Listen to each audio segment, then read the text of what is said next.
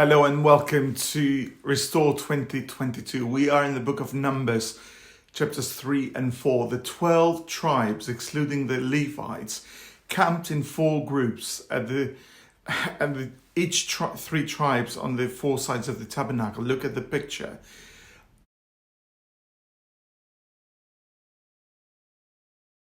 But the Levites were closer to the sanctuary. I've borrowed that picture from Logos Bible software. And this arrangement placed Yahweh at the center of the nation, the center of the society, as well as them as individuals, geographically, socially, and spiritually. God tabernacled among his people. A good reminder from John, actually, to what Jesus has done when he came to live here on this earth.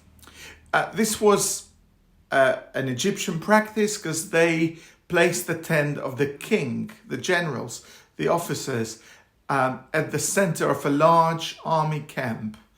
But the Israelites did this for a different reason, because it was the sanctuary in which placed God to dwell among his people.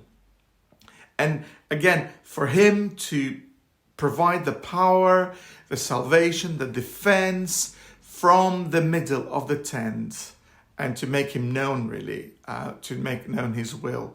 So we've got some organizations here in chapters 3 and 4. And again, it's an expression of the author's understanding of a theology and the divine presence amongst people, but also a presence of a holy God in the midst of a shortcoming Israel.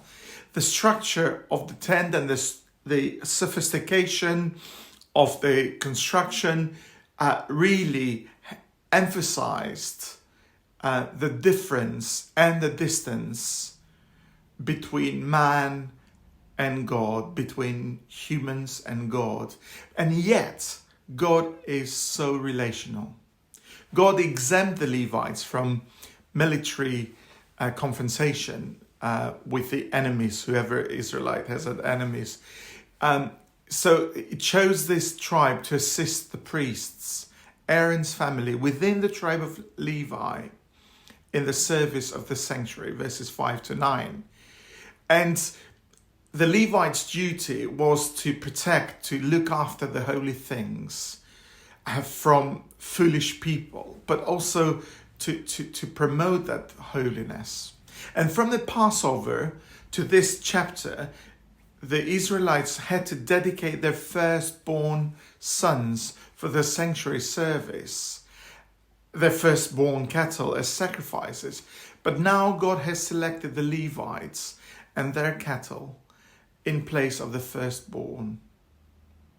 God has given this privilege to the Levites because, as we know in Exodus, they stood with God when the rest of the nation turned their back, worshipping the golden calf. Now, just some thoughts from this passage today, from the place and the role of each individual and the tribes.